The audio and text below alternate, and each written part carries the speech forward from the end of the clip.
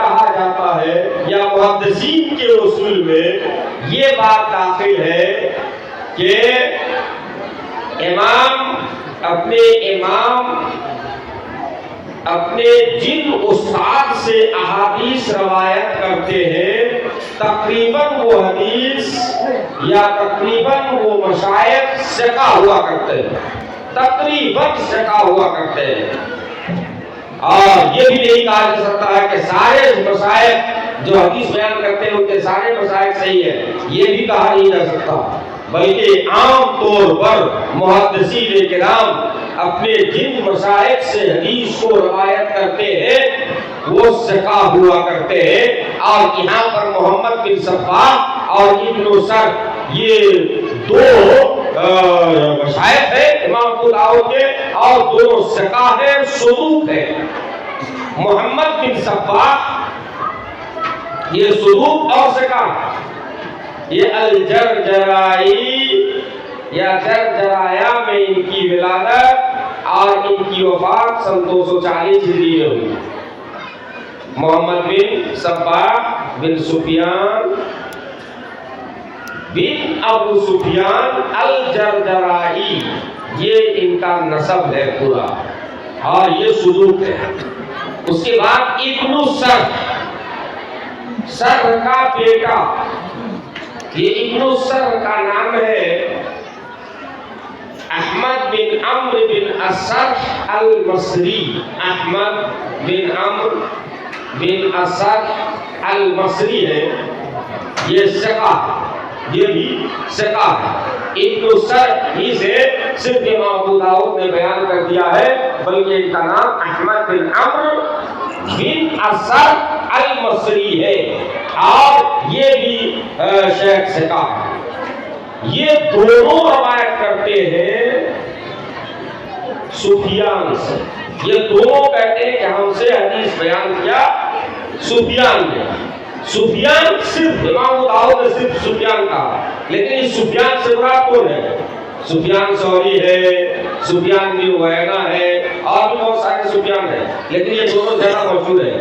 سفیان بن عیینہ ہے یا سفیان ثوری ہے، کون ہے اس سفیان سے مراد؟ تو صحیح بات یہ ہے کہ اس سفیان سے مراد سفیان بن عیینہ ہی ہے، سفیان بن عیینہ بن ابی عمران یہی ہے، چونکہ ان دونوں کے یہ دونوں راوی محمد بن صباح اور ابن سر یہ سفیان بن عیینہ ہی سے حدیث روایت کرتے ہیں، اس لیے اس سفیان سے مراد سفیان بن عیینہ ہی ہے۔ ان کی کنیت محمد الکوفی ہے، اور ان کی ولادت سن 107 ہجری میں اور وفات 198 ہجری میں ہوئی۔ یہ سفیان بن عیینہ زہری سے روایت کرتے ہیں، زہری سے۔ زہری کون ہے؟ زہری کا نسب نامہ اس طریقے سے ہے، محمد بن مسلم بن عبید اللہ بن عبداللہ بن شہاب الزہری، یہ تابعی کبیر میں سے ہے۔ زہری امام زہری سے مشہور ہے، اور ان کا یہ نام نسب نامہ اس طریقے سے ہے، عبداللہ بن شہاب الزہری، تابعی کبیر ہے، 51 یا 56 یا 58 ہجری میں ان کی ولادت ہوئی، اور وفات ان کی 123 یا 124 ہجری میں ہوئی۔ یہ امام زہری روایت کرتے ہیں عن سعید، سعید بھی بہت زیادہ ہے، اس سعید سے کون مراد ہے؟ اس سعید سے مراد سعید بن المسیب جو سید التابعین میں سے ہے۔ امام زہری رحمۃ اللہ علیہ سعید بن المسیب سے روایت کرتے ہیں، لیکن امام ابو داؤد رحمۃ اللہ علیہ نے صرف سعید کہہ دیا، جس سے مراد سعید بن المسیب، چونکہ امام زہری رحمۃ اللہ علیہ سعید بن المسیب ہی سے حدیث روایت کرتے ہیں۔ یہ بہت بڑے تابعی ہیں، اور ان کی وفات 94 ہجری میں ہوئی، عمر ان کی 75 سال تھی۔ تابعی کبیر سعید بن مسیب صحابی رسول حضرت ابو ہریرہ سے حدیث روایت کرتے ہیں۔ ابو ہریرہ کے بارے میں آپ جانتے ہیں، بہت ہی مشہور ہے، ان کے نام میں تھوڑا سا اختلاف ہے کہ ان کا نام عبد الرحمن بن صخر ہے، بعض لوگوں نے کہا کہ عبد الرحمن بن غنم ہے، بعض نے کہا کہ عبداللہ بن عائز ہے۔ بہرحال ان کا نام زمانے جاہلیت میں عبد شمس تھا، اسلام قبول کرنے کے بعد ان کا نام عبد الرحمن بن صخر۔ ابو ہریرہ ان کو کہا گیا، بلی سے بہت پیار کرتے تھے، وہ جو جانتے ہیں آپ واقعہ وہی چیز ہے، اس لیے ان کو ابو ہریرہ کہہ دیا گیا، تفصیل میں نہیں جا رہا ہوں۔ حضرت ابو ہریرہ اللہ کے نبی صلی اللہ علیہ وسلم سے حدیث روایت کرتے ہیں۔ یہ حدیث مرفوع ہے اور متصل ہے، متصل السند یہ حدیث ہے۔ ابو ہریرہ اللہ کے نبی صلی اللہ علیہ وسلم سے حدیث روایت کرتے ہیں۔ یقول اللہ عز و جل، اللہ کے نبی صلی اللہ علیہ وسلم حدیث روایت کرتے ہوئے کہتے ہیں کہ اللہ تعالیٰ فرماتا ہے، یقول اللہ عز و جل، اللہ تعالیٰ فرماتا ہے۔ دیکھیے اللہ کے نبی صلی اللہ علیہ وسلم جب بھی یہ کہے کہ یقول اللہ عز و جل یا یقول اللہ تعالی یا قال اللہ تعالی فعل ماضی کے صیغے کے ساتھ، یا کہے قال رسول اللہ صلی اللہ علیہ وسلم فیما یرویہ عن ربہ عز و جل، یہ چونکہ حدیث قدسی ہے، یہ حدیث قدسی ہے، اور اصولیین نے بیان کیا ہے کہ حدیث قدسی کے لیے دو صیغے آتے ہیں، ان میں سے ایک صیغہ یہ ہے کہ اللہ کے رسول صلی اللہ علیہ وسلم کہے کہ فیما یرویہ عن ربہ عز و جل، اور دوسرا صیغہ ہے قال اللہ تعالی یا یقول اللہ تعالی، یہ کہے تو آپ سمجھیں کہ وہ حدیث قدسی ہے۔ یہ اللہ کے نبی صلی اللہ علیہ وسلم کلام اللہ کے راوی ہوتے ہیں اور لفظ ان کی جانب سے ہوا کرتا ہے، لیکن ذرا سا فرق یہ ہے کہ قرآن اور حدیث قدسی میں ذرا سا فرق یہ ہے کہ قرآن اللہ کا کلام ہے اور اللہ کی جانب اس لفظ کے ساتھ وحی بھی کی گئی ہے۔ قرآن تحقی ہے، یعنی چیلنج کے لیے بھی قرآن ہے، اور قرآن معجزہ ہے، لیکن حدیث قدسی کے اندر تحقی اور چیلنج یا اس طرح کا اعجاز جو کلام اللہ کے اندر ہے، قرآن کے اندر ہے، وہ تحقی اور اعجاز حدیث قدسی کے اندر نہیں ہے۔ اسی طریقے سے ایک اہم فرق میں صرف رکھ دیتا ہوں کہ پورا مکمل قرآن تواتر کے ساتھ منقول ہے اور قطعی ثبوت ہے، لیکن حدیث قدسی میں بہت سارے خبر احاد بھی ہے اور ظنی ثبوت بھی ہے، اور بھی بہت سارے مباحث کی علوم قرآن شیخ منا القطان نے قرآن اور حدیث قدسی کے درمیان 5-6 فروق بیان کیے ہیں، انہیں آپ تفصیل کے ساتھ دیکھ سکتے ہیں۔ میں صرف اس بات کی طرف اشارہ کر دینا چاہتا ہوں کہ یہ حدیث قدسی ہے، اور حدیث قدسی کے لیے دو صیغے آپ یاد رکھیں، ہمیشہ آپ کے کام آئیں گے کہ اللہ کے نبی صلی اللہ علیہ وسلم کہے کہ اللہ تعالیٰ فرماتا ہے، یا اللہ تعالیٰ روایت کرتے ہیں۔ کس سے؟ اللہ کے نبی صلی اللہ علیہ وسلم روایت کرتے ہیں اللہ رب العالمین سے، فیما یرویہ عن ربہ عز و جل۔ تو اللہ تعالیٰ کہتا ہے یؤذینی ابن آدم، آدھا یوزی ایزاءً بادی فال سے، جس کا معنی ہوتا ہے تکلیف پہنچانا، تکلیف دینا۔ یہ فعل مضارع کا صیغہ ہے یؤذینی، یہ نی مفعول مجھے تکلیف دیتا ہے، تکلیف پہنچاتا ہے۔ کون؟ ابن آدم، انسان مجھے تکلیف دیتا ہے۔ اب دیکھیے یوزیلی اللہ کی ذات کو انسان کیسے تکلیف دے سکتا ہے، یہ ذہن میں آنے والی بات نہیں ہے، اور ہر شخص یا ہر طالب علم کے ذہن و دماغ میں یہ اشکال پیدا ہو سکتا ہے کہ انسان اللہ کو تکلیف کیوں کر دے سکتا ہے۔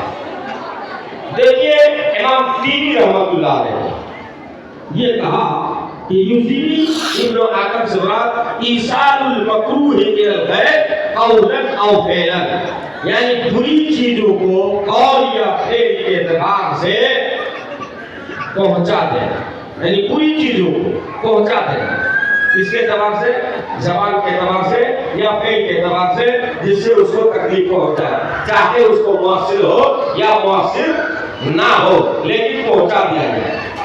دیکھیے جس کام کو اللہ تعالیٰ ناپسند کرتا ہے اور جس سے اللہ تعالیٰ راضی نہیں ہوتا ہے، اگر آپ وہ کام کریں تو اس کا مطلب یہ ہوا کہ آپ اللہ کو ایذا دیتے ہیں، یہی ہے اللہ کو ایذا دینا۔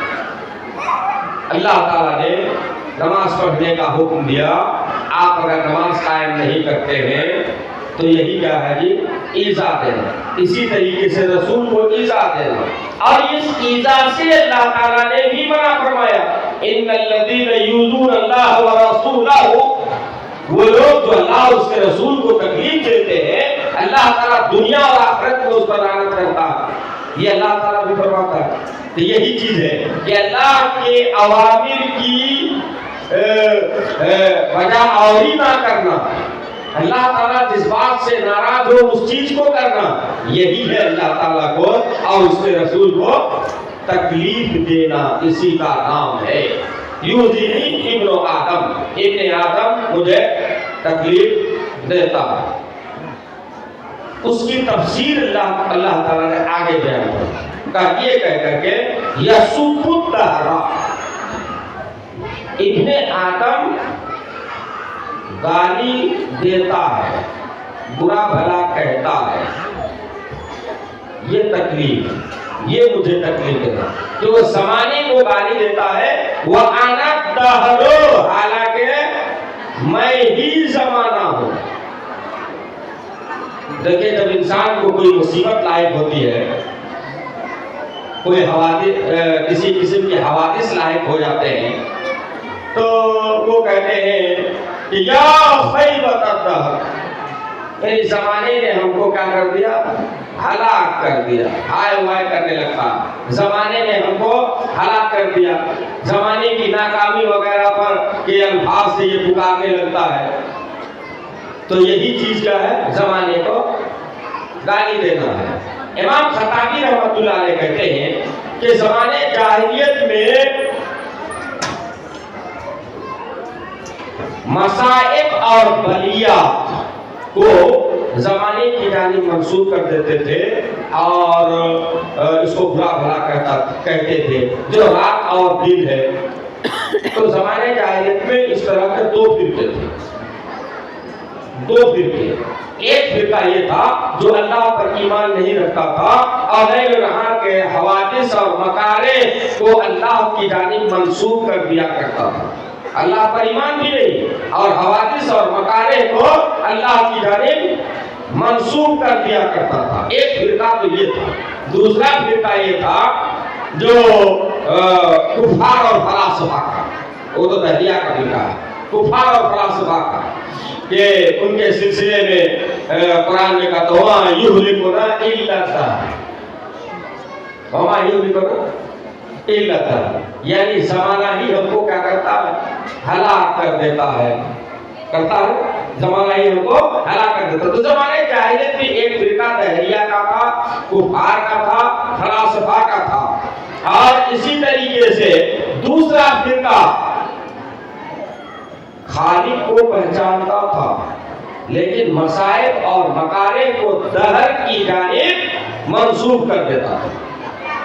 دونوں فرقے، چاہے دہریہ فرقہ ہو، کفار اور فلاسفہ کا فرقہ ہو یا کوئی دوسرا فرقہ ہو، مصائب اور مکارہ کو اگر اللہ کی جانب منسوب کر دیتا ہے کہ اس زمانے ہی میں کیا کیا، یہ مصیبت اور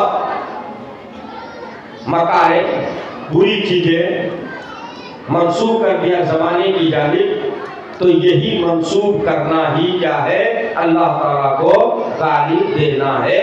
وہی کہتے ہیں کہ اللہ تعالیٰ یسوب الدہر، وہ زمانے کو گالی دیتا، حالانکہ میں ہی زمانہ ہوں۔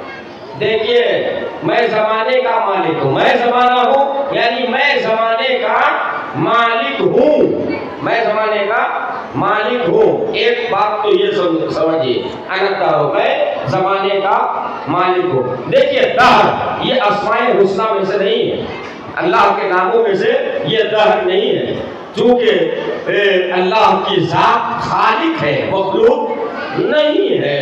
اور حوادث، مکارے، رات کا آنا، دن کا جانا، دن کا جانا، رات کا آنا، یہ سب کیا ہے، زمانہ ہے۔